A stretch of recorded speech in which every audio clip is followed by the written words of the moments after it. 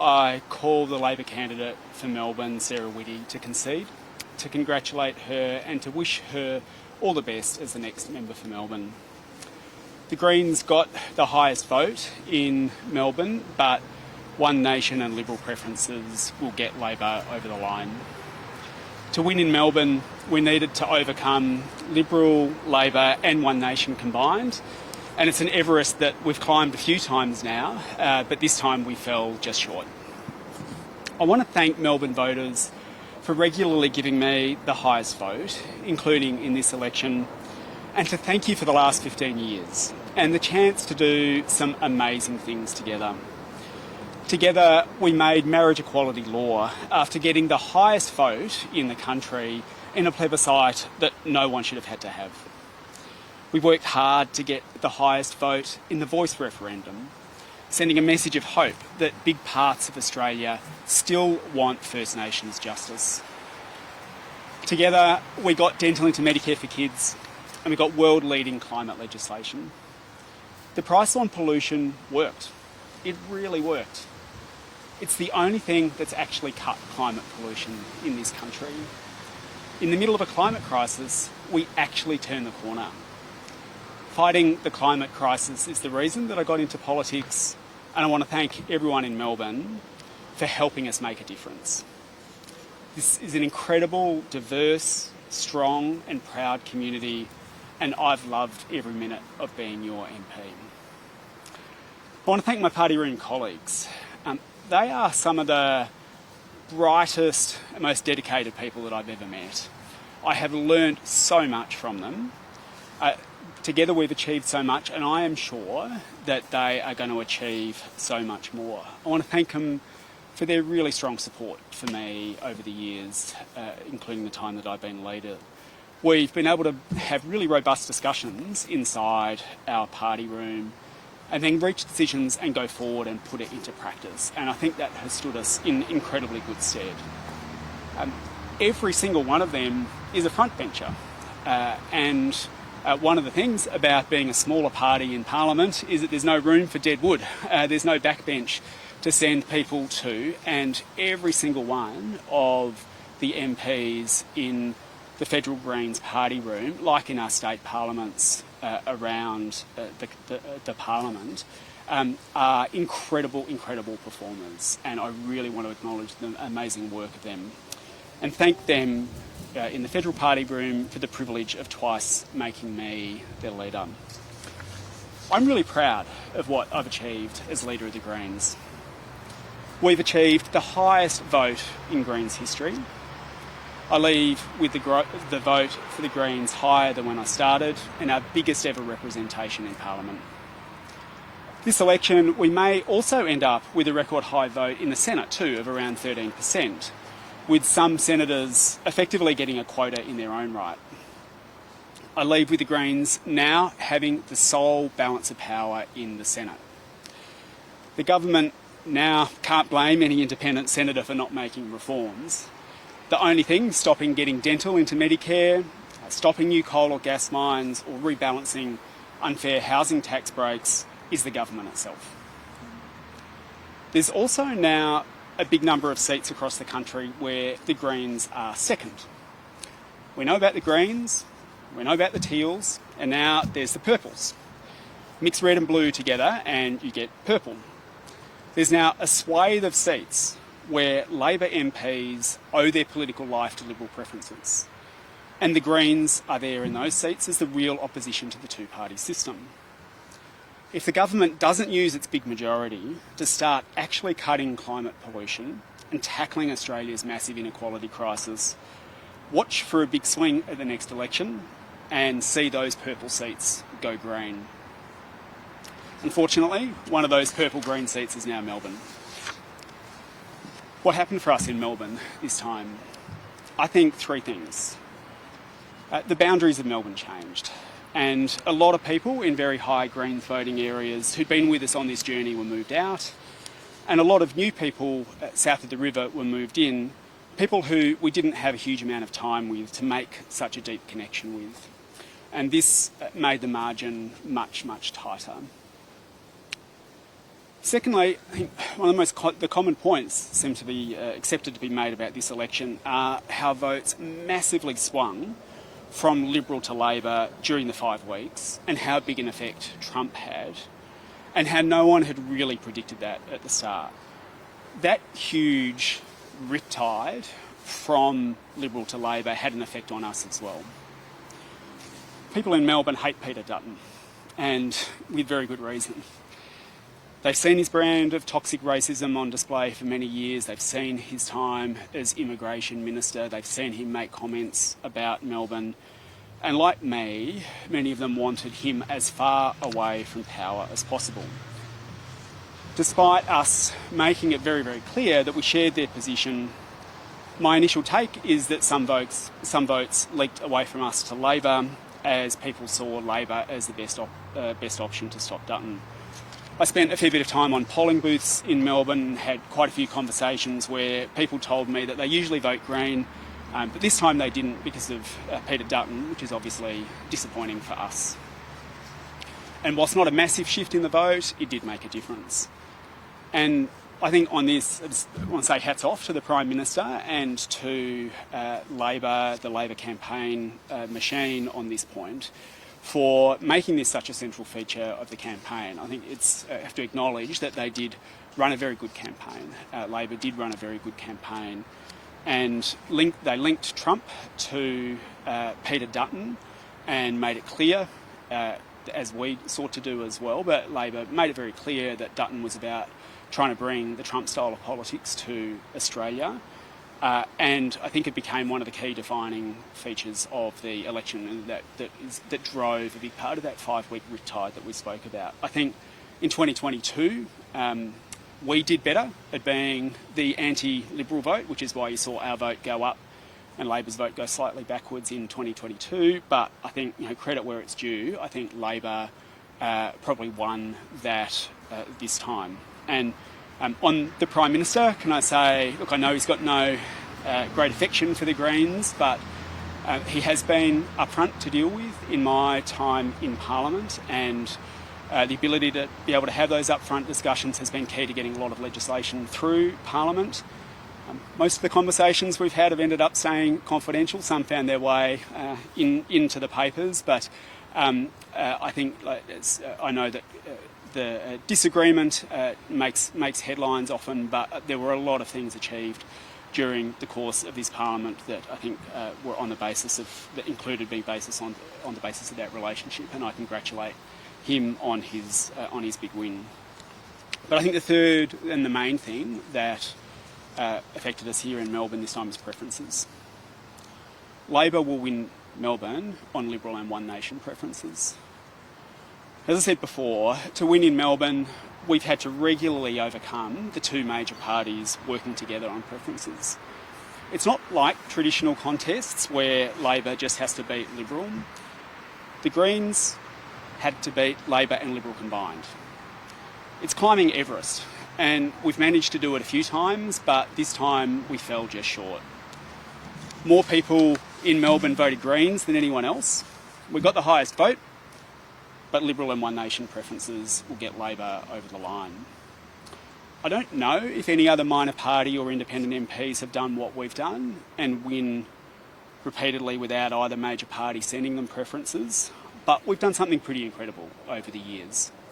This time, everyone was gunning for us, and we came very close, but we couldn't quite get there.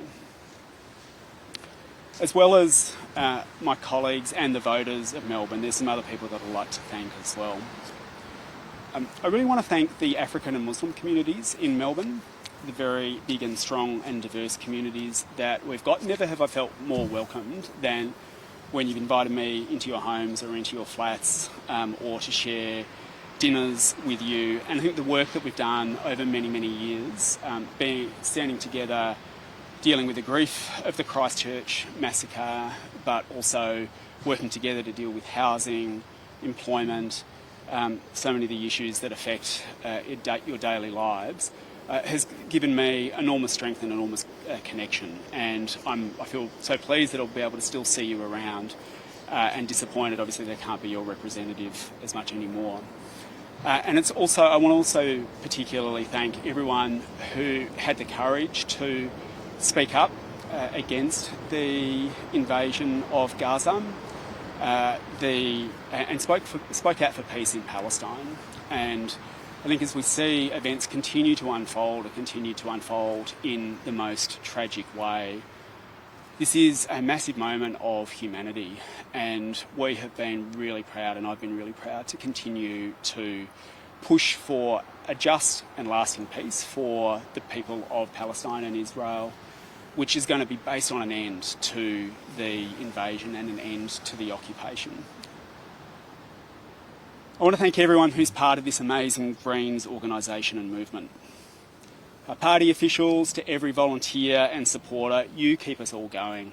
Your tireless work is just absolutely inspirational. Everyone who stood on a polling booth, everyone who attends a meeting that goes for much longer than they would like it to, you have, I can hear some knowing laughs behind me, you have just done amazing, amazing work, and I really want to thank you all, and you've helped build us into the third political force in this country, and I know and I hope I'm going to get a chance to thank you all in much greater detail over coming weeks and months. And I want to also, as part of that, to acknowledge the work of our incredible Victorian MPs here, who I've been really, really proud to work so closely with, as well as our local councillors too. I want to thank everyone who voted Greens across the country, including in record numbers. People will have their commentary to say about me, and that's okay. But to everyone who is feeling the climate crisis and watching it unfold in front of them, to everyone who's hurting from soaring rents and massive debts, to the young people who are wondering whether or not this country is going to give them the same kind of future that previous generations have had, I'm really sorry that I'm not going to be able to represent you anymore. I was so lucky to meet so many of you during the course of this campaign, and one of the things many of you said to me was that we gave you hope. I want you to know that the hope is not hope in me, but the hope in all of us, the hope in our movement. You are not alone. There are millions of you. There are millions of people who want a safe future and who think that in this wealthy country of ours, everyone should be able to get a roof over their head and not have to go into debt to get an education, to not have to skip meals to pay the rent or avoid going to the doctor or the dentist because they can't afford it. Our movement has a big future. It's a movement with a lot of heart, and we are going to keep growing. I want to say to you, to those millions of people who want in this country of ours to have a decent future, don't give the political establishment a moment of peace. It's going to be hard. And at the moment, as we've seen, including at this election, they are throwing everything at us. There will be setbacks, but in many respects, we have no choice. We have no choice. In the middle of one of the biggest inequality crises that the country's ever seen, and in the middle of a climate crisis that looks like it is getting worse, we have no choice but to fight. One of the slogans my sayings that has kept me going, that my amazing wife Claudia has amazingly embroidered for me and has hung on my wall for a while, is give it a red hot go. Give it a red hot go. That has guided me all the way through this building of this incredible movement of ours, to the point where we've had more people voting for us over the last few years than ever before. Give it a red hot go. And even though there will be times where there will be setbacks, this movement is unstoppable. We've seen at this election just how many forces they've had to corral together to try and stop us. Well, they can't do that forever. I want to thank the former leaders of the Greens for their continued guidance and advice, and in particular Bob Brown, who's been an inspiration to me.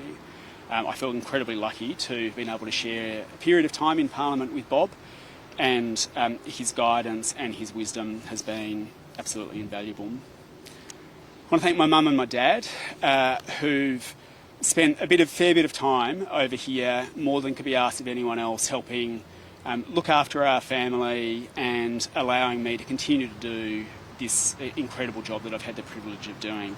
Your support has meant a huge amount. I want to thank all of those people in our local community based around our school and our friends who've sent the texts offering to pick the kids up from Scouts or offering to pick the kids up from gymnastics when there's been a 7:30 interview, or to step in and assist Claudia, who has had to do so much. You know who you are, and your support has meant a huge amount. I want to thank my kids for... Our kids have been born while I've been in Parliament and haven't known any other life that's different, but they've been an incredible source of love and inspiration, and I don't think any 8-year-old should have to be asking every night how the 2CP count is going. But that's the life that they've been born into, and I know that this has taken a toll on them, and they've been incredible supporters. But they've been an incredible part of this movement, and I really want to acknowledge them. Claudia, I'm lucky enough to be married to one of the most brilliant political minds that I know, and someone who has an amazing history of activism and insight and love and warmth and compassion. And not only could I have not done this without her, we've done it together. And the amazing effort that you put in, the toll that it's taken and the work that you've done has helped change the country. So I'm going to find other times and other ways to hopefully start to acknowledge that. But I think I wish you could all know just how much you mean to me. Thank you for everything that you've done. I want to thank all my incredible staff. I've been so lucky to work with so many people who have done so much, and I wouldn't be here without them. They put up with a lot. I think every time you see a red toothbrush pop up on television, if you knew the backstory to how that got there, you would that's just one instance of the amazing work that all of the staff have done over so many years, and I just feel so lucky and incredibly blessed. And I want to single one of them out in particular, Damien Lawson, who's been my Chief of Staff and who's been with me on this incredible journey from the beginning. Probably the other sharpest political mind that I know in the country, next to my wife, and the work that you have done. You've helped build a movement, my friend, and words can't begin to express how much I and everyone else is indebted to you. Before I finish up, I want to give a little bit of free advice to the media, if I can. I can see the grimaces here, but we're in a climate crisis. I really want the media to stop reporting on climate as a political issue and start thinking about it as if our country was being invaded. You should treat the climate crisis as if there is a war on. One of the refrains I've heard was, we don't hear people talk about climate as much anymore. During the course of this Parliament, for a large part of it, climate pollution was actually higher under this government than it was under Scott Morrison. We were knocking on your doors, trying to get you to write stories about it. We were asking questions about it in Parliament. We were holding press conferences about it. And we really struggled to get anyone to take that seriously. And when we would get up and say, we've got to stop opening coal and gas mines, there was this kind of shrug of, well, we'd expect the Greens to say that because that's your point of differentiation. It's like, I would just ask the media, every time you get a press release talking about a new renewable energy project, or every time you get told that the climate crisis is being taken seriously, please don't just treat this as we're going to report what the different political parties say. Look behind it and look at the science. because your kids, our kids, everyone's kids are in for a hellish future in their lifetimes if we don't get the climate crisis under control. You know, we've been nudging 20 degrees overnight in Melbourne in May. We're hitting 1.5 degrees now of warming. We are seeing this unfold. Now, the government's been lucky to have a climate denialist, Peter Dutton, for many years as their foil, because it made them look good, right? It made them look good. But in this, as the political debate became about renewables versus nuclear, we tried really hard to get people to pay attention to coal and gas and the over 30 new coal and gas projects that have been adopted, but it was treated as a political point. Please, please start taking the climate crisis seriously and holding this government and any future government to account. Act as if our country is being invaded when you consider what our governments are doing in response to the climate crisis. And don't let them get away with simply a press release. And this is only going to become more pressing. The reason I got into politics was after being at Damien Lawson's, I think it might have been your sister's place, reading a paper about the science of climate change and thinking, oh, well, this is really serious and surely our governments have got this under control. Realising that pollution is not coming down in the way that it needs to is why I quit my job and started running in politics in the first place. The climate crisis is only going to get worse unless we tackle it. And this movement of ours that I'm so incredibly proud to have been a part of is only going to get bigger and bigger and bigger as we make sure that everyone in this beautiful country and this beautiful planet of ours has a safe place to live and everything they need to live a good life. Thanks very much, everyone.